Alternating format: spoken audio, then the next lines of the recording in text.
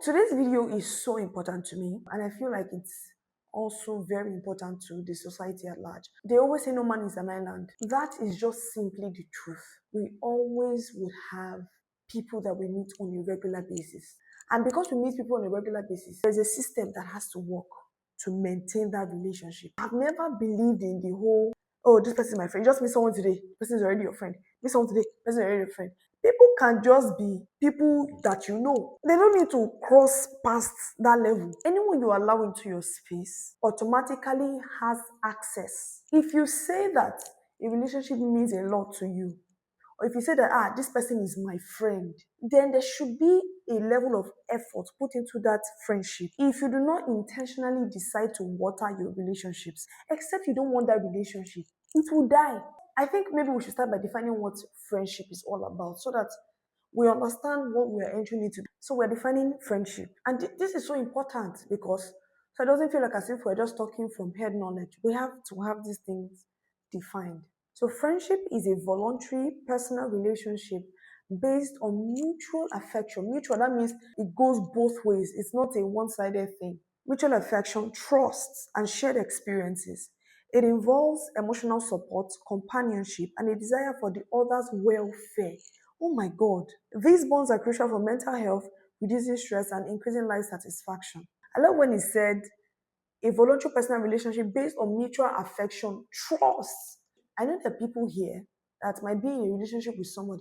By relationship, I'm not talking about romantic relationship. Even if you don't talk about romantic self, you are in a relationship with somebody, but you don't trust that person. You are hiding things from them. You are that please, that relationship needs to be checked. It's fine. I'm not talking about the romantic. I'm talking about the friendship now. But even before the relationship gets to romantic, it starts with friendship, right? Even at that friendship stage, if you feel like this person is not someone that you can trust, it's not, then there's no point because according to our dictionary here, friendship is a voluntary personal relationship based on mutual affection, trust. Trust is a very key factor in friendship. And we need to understand this because I don't understand what relationship now is nowadays. Now I'm talking about the platonic friendship. It needs to be defined because some relationships that we call relationships is just for vibes or just for social media. Then what are we here for? What are we here for? I'm talking with so much passion because eating they pain me. I bet no verse. So here are 5 friendship flags I know you need to pay attention to. Number one, you have a friend that gives you backhanded compliments. You know those compliments that are with a little shade of insult.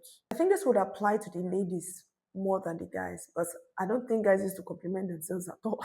Hey, OJ Alpha, hey, Alpha. I feel like if you mean to compliment someone, if someone dresses really well and you really like it as your friend, you can express yourself. This looks really good. But if the outfit doesn't look all that, that's how you can also tell your friend. And by that, I'm not talking about sugarcoating because there are friendships you can actually just express yourself as it is and say, I'm a babe, this could not fit you. I'm not talking about that.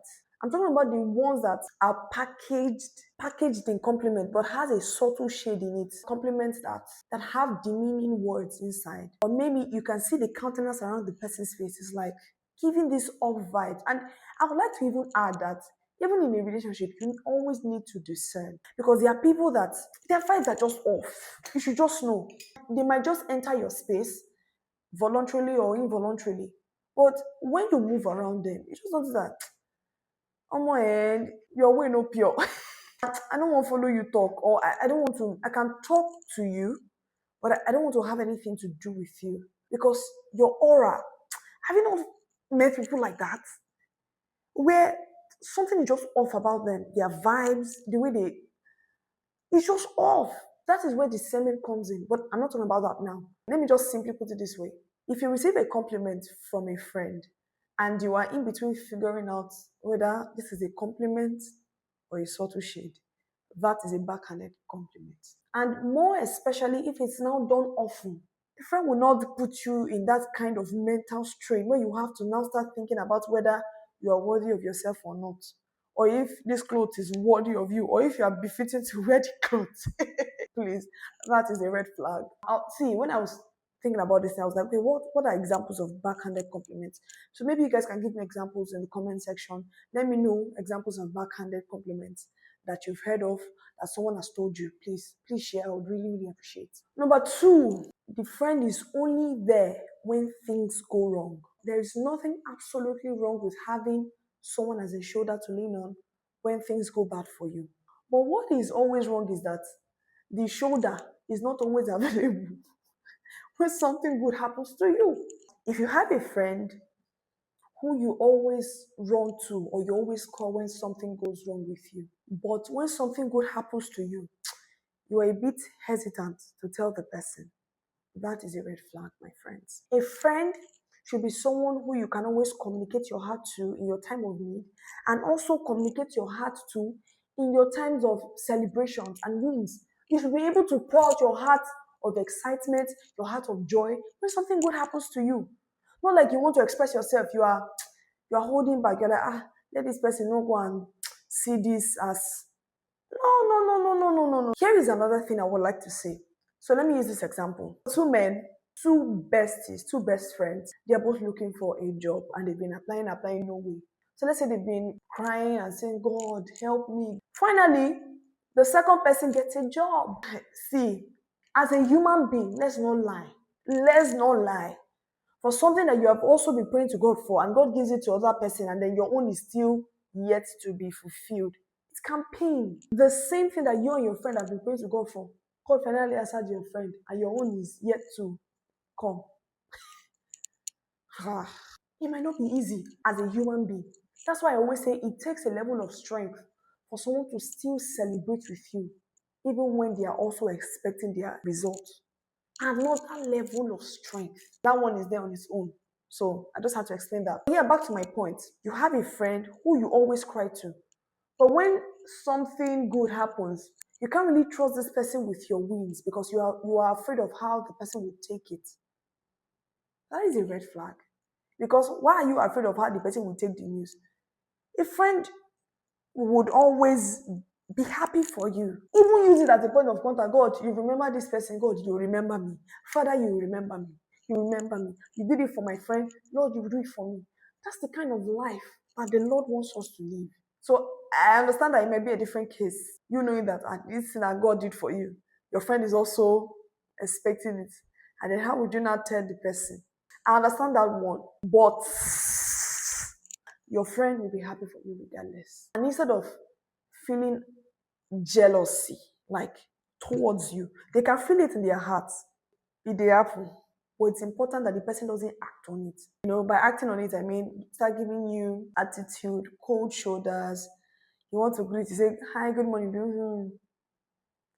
Like, babe, how was wrong? Nothing, I'm fine. You can feel jealousy in your heart when you hear that your friend has gotten the miracle that you have been expecting. It's possible to feel an iota of jealousy in your heart, but you don't act on it. That's the difference.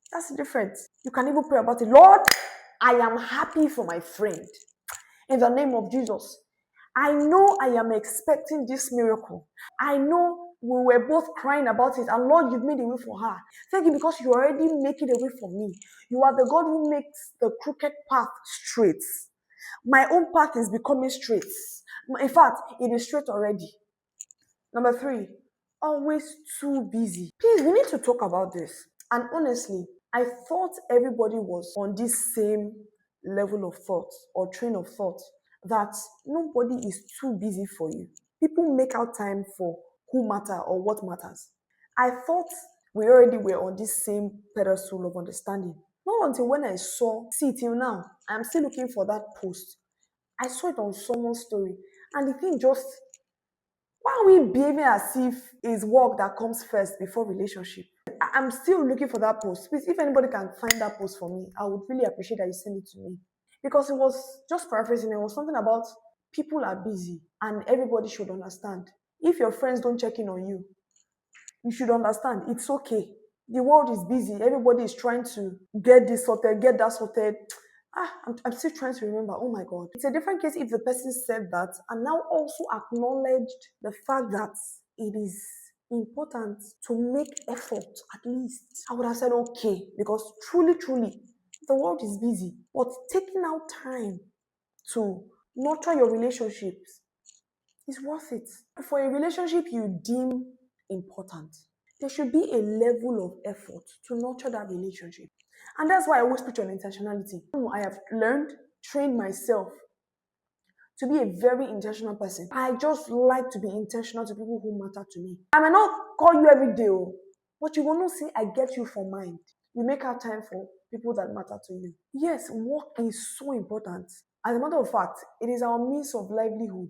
But aside from money being a resource to which you make wealth, there's also people resource. There are things that you may not be able to buy that just having people in your life would sort out. God answers prayers through men. And I know that work can be overwhelming. But have you noticed that even when you are late for work or maybe for an interview, you brush your teeth? Whenever you're late for something, you notice that when you wake up and you realize that you're late, you don't walk out naked. You wear clothes. Why? Because you realize, you understand the importance of being clothed. If this thing is one-sided, then please, this is the end of our conversation. Because it must go hand in hand, both ways. The person that you want must want you too. It can't be that, oh, you are the only one making the sacrifices. You are the only one making the effort. You are the only one putting in work. You are the only one putting in the intention. So, if you know that yourself, you are forcing yourself on somebody, my dear, leave the person and the person don't want you, leave him. You self rest. It can be so heart-wrenching that a relationship means a lot to you, but all of a sudden the other person is acting cold. And then when you ask him, oh, what's up, the person is like, oh, I've been so busy, I've been so overwhelmed. My sister, you don't need anybody to tell you twice. Number 4, a friend that is rude to other people. If you have someone that is always so nice to you, but is rude to other people, that is a red flag.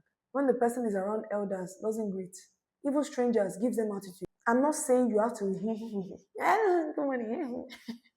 please, that's not what I'm saying. But you cannot be rude to someone either that you don't know. For no reason, you're eyeing the person. They say, sorry, excuse me, I want to pass. Just say, pass. Or you can't even say sorry. You just use your hand to, or maybe your facial expression is off when you're with people. That's a red flag. I once was in an association with somebody. When she left, people told me that they were not coming to say hello to me because of her. She was a rude person, but because she was with me and because we were very close, they tagged me as also being rude. You see, just by being in an association with somebody, you can be tagged by the nature of the other person. Even when they've not come close, you can just say, this person is rude, don't come close to her, and this is our best friend. It was later when they were telling me that I never used to like talking to you because of her. Yeah. I was like, what was I even doing in this relationship? How they treat others outside of your relationship shows how they truly are. So any small thing, the person is just rude, doesn't like to be of help, just wicked. Ẹjọ́, mo fi Ọlọ́run bẹ̀ yín. Sorry, that person needs help from the Lord, and the person doesn't even have the fruit of the Spirit. You're always having mood swings. Please, end of my point, I beg. Last but not least, your values don't match. Now, by values, I mean spiritual values, moral values, any other values you can think of. You people can have disagreement on certain things, certain topics. But when we talk about belief, value system, that one is a non-negotiable. That's like the foundation. For me, whether it's friendship or relationship, even moral values. There are people that they can be a bit too puffed up to say I'm sorry. You can offend the person now, or the person can offend you. And then you walk up to the person and like, your friend they're like, oh, I don't like what you did. The person is like, it's not that deep, I beg. This thing you said or did hurts me. It's like, it's not that deep. It's not that deep. Calm down. And you've always said that, or you've always believed that when you offend someone, and there are times where you offend someone, you don't know that you offended the person. But when the person walks up to you and says, oh, this is what you did in this way, even if you don't understand the gravity of what you did, but you can still pay attention to what the person is saying. Not that immediately the person just tells you, you begin to react and say, I didn't do that. When did I do that? That was not what I meant now. Every time you keep taking things to heart. You do like small picking, I beg back. Even if the person just starts, well, you're just like, I'm just only telling you the thing that you did or said that I did not like. The person's like, I beg. Okay. What do you want to take apology do? You see that that can cause a strife in the relationship. And even if you guys end up talking, because you guys did not have that level of understanding, the friendship cannot head anywhere. People will just be like a parallel line. People are going towards the same direction, oh, but not together. This one day you're on me, I did my own. Hmm? And the person doesn't believe in forgiveness. That one is moral. Spiritual beliefs. The person doesn't believe in Jesus. The person believes in the universe and the galaxy. You need to be checking these things. Oh. When you want to go to bed, you know that you are supposed to pray to your God.